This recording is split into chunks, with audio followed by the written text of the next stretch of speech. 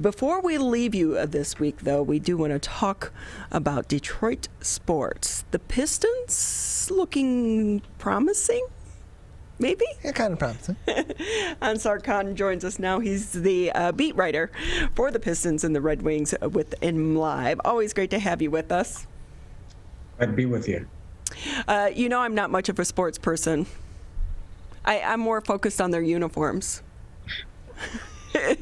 Like the colors and the mascot. And also one of the most important things, when are the fans going to be able to get back into the stadiums? What's that looking like right now, Ansar?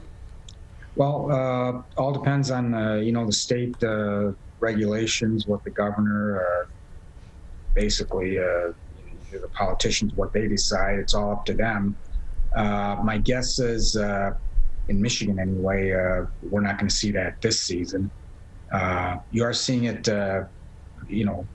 some states, limited fans, and when the Wings were in Florida, in Tampa and Dallas, some areas there, you had limited fans. But my guess is best case scenario would be at the start of next season. So, Ansar, have you been able to speak with any of the players or their coaches about this issue? Like, when they do travel, do they like having some fans back in the stands, or is it better for them to say, hey, let's just leave everyone out and continue on and make it consistent across the league? No, they want to get things back to normal. They like having fans, the atmosphere in the building. At Red Wings games, they pipe in and sound. And we're piping in a cell phone right now. Yeah. Just to try to recreate some of the atmosphere, but it's obviously not the same. Players have commented, it's especially noticeable, during stoppages of play. They look around and they see, almost empty building. Now in Red Wings games, they're allowing about 200 friends and families scattered throughout the lower bowl, but nothing beyond that. But definitely has that cavernous feel to it, and they just want to get back to as soon as possible how things were. Ansar Khan with us. He is a Pistons and Red Wings beat writer with MLive Media Group, joining us today on the Oakland County Megacast. And Ansar, let's talk about the Detroit Pistons. Right now, the Red Wings are kind of in the same spot they've been in. Not a whole lot of movement there, but the Detroit Pistons, it's looking like there is some hope going into the future. They got a really young team, a lot of prospects. They're starting to rack up those picks, as we've talked about previously. And the big change we've seen in recent days is the decision to bench Blake Griffin mutually between the organization and Blake Griffin and his camp, and seek either a buyout or a trade. What really was the final straw in that brought both the Pistons organization and Tom Gores at the top, the owner, and Blake Griffin and his agent to a point where they said it's time for us to separate, and we're going to do what's best for both sides here in order to make that happen? Well, yeah, it's been a struggle for Griffin, obviously, with having 2 knee surgeries last year, right at the start. They were hoping that a long off season and, rehab, that he would be able to get back to where he was a couple seasons ago when he was an all-star. But it just wasn't happening. You could tell just doesn't have that mobility, that jump. The quickness, the ability to accelerate to the rim, like he's been known for, and that was apparent for really several weeks here at the start of the season. And I think they just came to the conclusion that, they were eventually going to try to trade him. That's what Troy Reaver's has done since he got here, just completely revamped this roster. They were able to trade Derrick Rose to the Knicks a couple weeks ago, and I think they just came to the conclusion, we might as well move some young guys into the lineup, get a better look at them, while we look to, they're hoping somehow that they can trade Griffin, but I don't think that's going to happen. He's got another year, player option left at about $39 million. They'd have to facilitate some deal where they take back a bunch of salary too. I just don't think that's going to happen. I think more likely we're going to see a buyout. And, they figure, what's the point of keep trotting him out there in his health, in the condition that he's in, when they're just going to look to part ways. So they came to a mutual agreement that's best for both sides if he just sits out until they can find a new team for him. Yeah, it's going to be a tough going finding a new team for Blake Griffin, a team that will pick up that contract, being well over $30 million a year, a player option of about $39 million for next season that you would think Blake Griffin would take regardless of whether he's on the Detroit Pistons or another team, because he's not going to get that on the open market with his age and his injury issues. And so it's going to be a lot tougher for Detroit to find a trade partner. It's not going to be like you mentioned the Derrick Rose trade a couple weeks ago, where they dealt him to the New York Knicks for a second-round pick, as well as former lottery pick Dennis Smith Jr. Picked up in the trade. I mean, Rose, in his time with the Pistons this year, was averaging 14 points per game. He was shooting roughly 43% from the field and 5 assists in 22 minutes off the bench.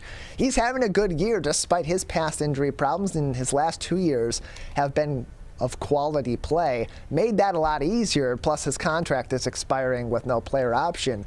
For the Pistons, do they have options in negotiating with other teams to maybe eat some of Blake's contract? Or are we looking at a situation where this could be a buyout coming through and some sort of a stretch provision on that last year of his contract? Yeah, I think inevitably that's what's going to have to take place here.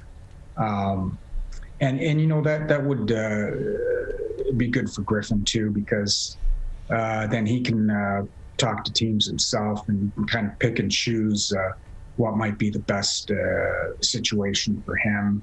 At this stage of his career, he's been a star in this league for quite a long time, but he's never even reached the NBA Finals yet. And I'm sure. I think he's 31 now. He's going to be 32 soon.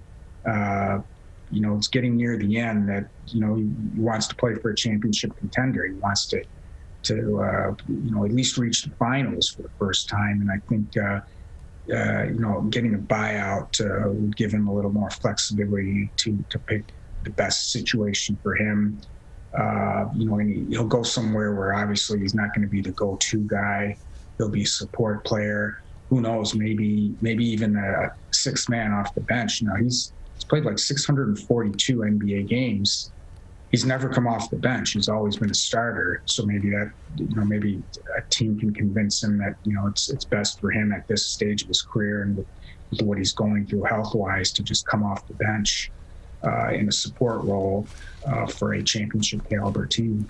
Yeah, other than his rookie year, Blake Griffin with the lowest statistical performance of his career. In 2009, his rookie season, averaged just under 14 points. This year, averaging 12 points in about 31 minutes per game, playing more minutes now than he did in that rookie season. He's a veteran of the league, coming off injury problems, and going to get just under $39 million next year should he pick up that contract. On the other side, if they're looking not to do a buyout, the Pistons, and trying to make sure that when Blake Griffin's contract does expire, that it expires and they don't lose that cap flexibility in trying to deal with him. Is there any chance that there are any teams out there that are looking to unload some bad contracts but want to bring in a guy like Blake for a locker room presence, for extra depth, that would be willing to give a couple of second-round picks or exchange or swap picks with the Pistons, and maybe have the Pistons say, well, you know what, we're not going to get rid of him, but we need with this contract unless we take a couple more years of maybe another bad contract or two and try to pull those in? Not that I know of. I think earlier this season there were the reports that the Pistons had contacted the Wizards about a potential deal for John Wall, who I think has an even more toxic contract. And then he was eventually traded, of course, to Houston. But not that I know of. I just don't think. I don't think they're going to pull that off. I think more and more it looks like it's just going to have to come down to a buyout.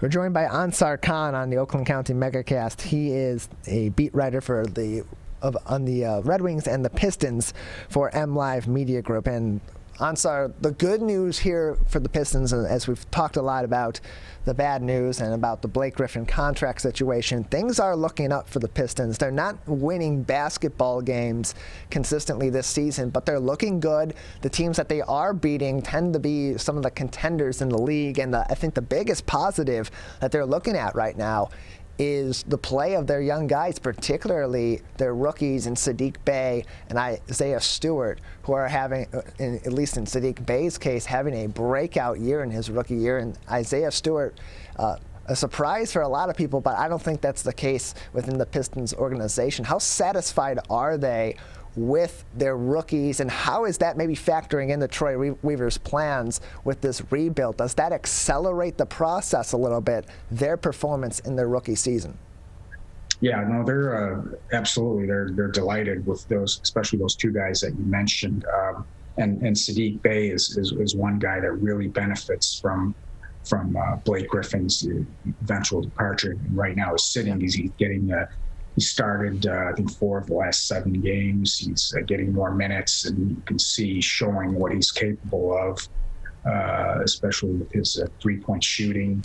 And then Isaiah Stewart, a guy that he's pretty much delivered what the Pistons expected of him, just that toughness, the grit, in the middle there. He's an undersized center, but he doesn't back down from anybody. He is very aggressive in getting rebounds.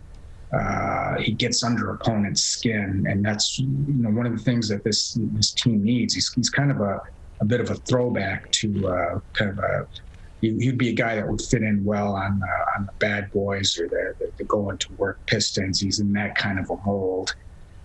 So yeah, those two guys have been very good. Killian Hayes, he got off to a little bit of a rough start. Not unexpected for a point guard, especially 19-year-old point guard and starting point guard in the NBA. That's a tough thing to ask of a guy. And of course, now he's gone for the majority of the season, if not the entire season, with the hip injury. So we'll see how he progresses over the next year. And then, of course, free agent Jeremy Grant. He's a guy that's really he's surprised me. Yeah. I knew he had offensive upside. He showed a little bit of it in the playoffs last year with Denver, but I didn't think it would come together this quickly. He's really, even pretty much since the second game of the season, he's just taken off and being the go-to guy for the Pistons on offense, and a good defender too. But just the way his game has taken off offensively, one of the most improved players in the league. And it was, he came into the season saying it was just a matter of opportunity. He needed the opportunity. He needed to go someplace where he could be the guy. In Denver, he was like the third option there on a good team. He's come here, and he's pretty much shown that it was certainly a good move. Some questioned Troy Weaver signing him to a 3-year, $60 million deal, a guy who would average something like 12 points in his career, but it's looking like a good move. Yeah, $20 million a year contract for that performance. Something that the Pistons fans can be really happy about. This is a guy that is up there and going to be heavily considered for the Most Improved Player award at the season's end if he continues on this tear that he's on. He's an all-star candidate, potentially. He's been in that discussion, as well as was Derrick Rose during his play with the Pistons and his continued play with the New York Knicks. And things are looking up. You look at the per 36-minute stats for guys like Isaiah Stewart. It's a double-double. Sadiq Bey has been shooting the lights out from beyond the arc. And young guys on good contracts like Jeremy Grant, who have been in successful situations, it's a good spot for the Pistons to be in this rebuild, while they're still on top of that, losing games, but being competitive in the process and setting themselves up potentially for a really nice pick in a pretty stacked upper lottery coming up in this upcoming draft. Yeah, no, and obviously the record isn't good, but like you mentioned, they have been competitive in most of their games. Earlier in the season, they had a problem. There's quite a few games where they actually had the lead in the fourth quarter and they just couldn't finish it. they were blowing chances to win. But at least they were competitive in a lot of games that they have been in. The last game obviously was quite the debacle, having a 23, 25 point lead, whatever it was at halftime against the Bulls, and then blowing that. But it just kind of goes to show their youth in that they still need to learn how to win and how to close out games. Well, Ansar, we thank you very much for joining us on today's edition of the Oakland County MegaCast.